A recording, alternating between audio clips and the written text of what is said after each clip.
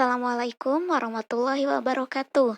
Selamat datang kembali di kelas IPA Terapan. Jadi, untuk pertemuan kita kali ini, kita akan belajar tentang pengukuran. Nah, dalam pengukuran, kita menggunakan beberapa alat ukur ya. Namun untuk kali ini, kita akan bahas tentang pengukuran panjang. Untuk pengukuran panjang, sangat sering kali kita gunakan atau familiar sekali untuk kita, yaitu mistar. Bahkan semasa SD pun kita sudah menggunakan alat ini. Jadi untuk mistar ini sendiri memiliki skala terkecil 0,1 cm atau 1 mm ya. Jadi untuk ketelitian mistar itu adalah 0,05 cm. Di sini cara pengukurannya sangatlah mudah. Misalnya jikalau ada suatu benda seperti di gambar berikut, di sini perbedaannya biasanya kita mengukur dari angka 0. Itu sangatlah mudah sekali ya. Namun bagaimana kalau tidak diawali dari angka 0? Maka tinggal kita ambil saja hasil selisih atau hasil pengurangan antara pengukuran akhir dikurang pengukuran awal. Setelah kita lihat, pengukuran akhir di benda ini adalah di 3,1. Kita tulis 3,1 dan pengukuran awalnya itu di 0,3. 0,3. Maka setelah kita tuliskan atau kita hitung, hasilnya 2,8 cm. Atau penulisannya kita gunakan 2,8 plus minus 0,05 cm. Selanjutnya, kita masuk ke jangka sorong. Jangka sorong ini adalah sama-sama alat pengukur panjang ya, dan biasa digunakan untuk mengukur diameter suatu benda. Kalau ini biasanya digunakan untuk mengukur diameter. Kita lihat bagian alat dalam jangka sorong ini. Ini ada bagian atas. Kalau bagian atas ini untuk mengukur diameter bagian dalam lubang. Sedangkan untuk bagian bawah ini untuk mengukur ketebalan suatu benda. Nah, jikalau tadi dalam mistar itu kita mengukurnya cukup yang angka lurus saja ya, sangatlah mudah. Namun jikalau untuk jangka sorong, ini dia punya bagian yaitu rahang tetap. Rahang tetap di sini dia akan menghasilkan suatu skala utama. Nanti akan menghasilkan nilai skala utama. Sedangkan untuk rahang sorong ini akan menghasilkan nilai dari skala nonius. Bagaimana cara perhitungannya? Kita lihat contoh soal berikut. Ini salah satu benda yang bisa kita ukur.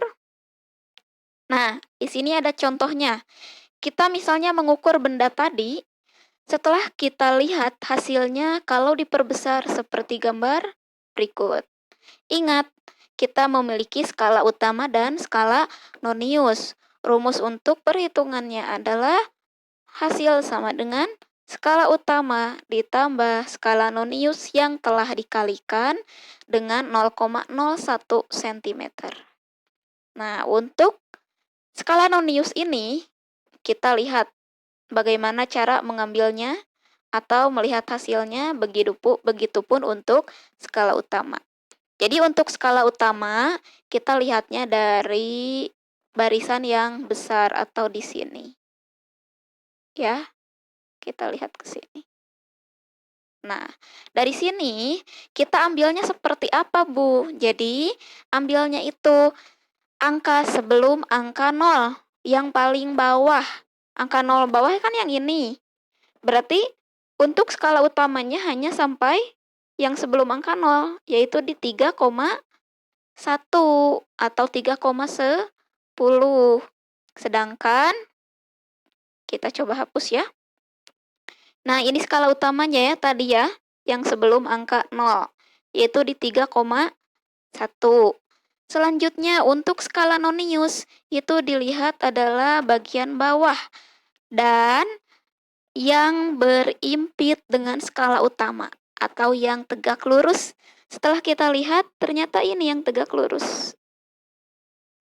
Ada di angka, di sini kan angka 5. Kita langsung saja. 6, 7, 8, 9. Ternyata 9. 9 dikali 0,01. Hasilnya 0,09. Tinggal kita tambahkan saja. 3,10 ditambah 0,09 sama dengan 3,19 cm. Ya. Selanjutnya, di sini ada contoh soal juga. Kita tadi sudah paham betul ya. Untuk menentukan hasilnya, kita harus tentukan skala utama dan skala nonius. Skala utama bagian atas dan skala nonius bagian bawah. Kita hitung dulu skala utamanya. Ingat, garis sebelum angka 0 di skala nonius itu sampai sini. Berapa banyak? Ternyata 5,1234567. Ini ada di 5,70. Selanjutnya, skala nonius. Ingat, harus diambil yang lurus atau tegak lurus dengan skala utama, yaitu sampai sini. Ternyata setelah kita hitung garisnya ada 6. Mohon maaf, ada 5. Yaitu tinggal kita kalikan saja. 5 dikali 0,01. Hasilnya 0,05 atau saat kita total ini menjadi 5,7. Selanjutnya kita masuk ke micrometer screw. Nah, untuk micrometer screw ini biasa kita gunakan untuk mengukur benda-benda yang tipis. Contohnya seperti kertas atau diameter rambut. Itu bisa kita ukur dengan micrometer screw. Untuk micrometer screw ini terdiri dari 2 bagian, yaitu poros tetap, di mana poros tetap ini akan menghasilkan nilai skala utama, dan poros geser. Poros geser ini akan menghasilkan skala nonius. Dan untuk pemutar ini untuk menempatkan posisi yang diameter yang kita ukurnya. Jadi untuk mengukur ketebalan ini kita ingin mempaskan posisinya itu menggunakan pemutar untuk mengatur ya. Nah, di sini adalah salah satu contoh untuk hasil pengukuran dari micrometer screw. Untuk rumus dari micrometer screw itu sendiri sama seperti pengukuran menggunakan jangka sorong. Jadi untuk ini kita sama-sama mengalihkan skala nonius dengan 0,01. Nah, di sini bedanya untuk bisa tahu mana skala utama dan mana skala nonius. Ingat, untuk yang garis horizontal ini merupakan skala utama. Dan yang garis vertikal ini yang disebut skala nonius. Nah, ada contoh soalnya di sini ya. Coba kita hitung bersama-sama. Jadi, seperti yang tadi saya sebutkan, ini merupakan skala utama. Jadi, untuk skala utamanya harus sampai ke yang terakhir. Angka yang terakhir sebelum garis vertikal. Nah, setelah kita lihat, ternyata di sini terakhirnya di angka 4. Dan bagian bawahnya pun tidak ada tambahan ya. Maka langsung kita bisa tuliskan, yaitu 4 mili. Mohon maaf di sini bukan milimeter ya, tapi sentimeter. Kemudian, nah untuk skala utamanya kita bisa lihat ada di angka 4, maka nilainya adalah 4 mm. Dan untuk skala nonius, kita lihat garis yang lurus dengan skala utama, yaitu di kebetulan ini mudah sekali ya. Dia posisinya langsung di 30. 30 ini harus kita kalikan 0,01, hasilnya 0,30 mm. Atau kita tambahkan 4 ditambah 0,3 sama dengan 4,30 mm. Satuannya dalam milimeter. Sedangkan untuk mikrometer skrup tadi, kita gunakan pengukuran dalam bentuk sentimeter. Kalau ingin kita gunakan milimeter, berarti tinggal dikalikan saja ya. Selanjutnya, di sini ada beberapa soal yang harus kalian selesaikan ya. Di sini silahkan selesaikan, terdapat 3 soal. Yang pertama di sini ada soal pengukuran menggunakan mistar.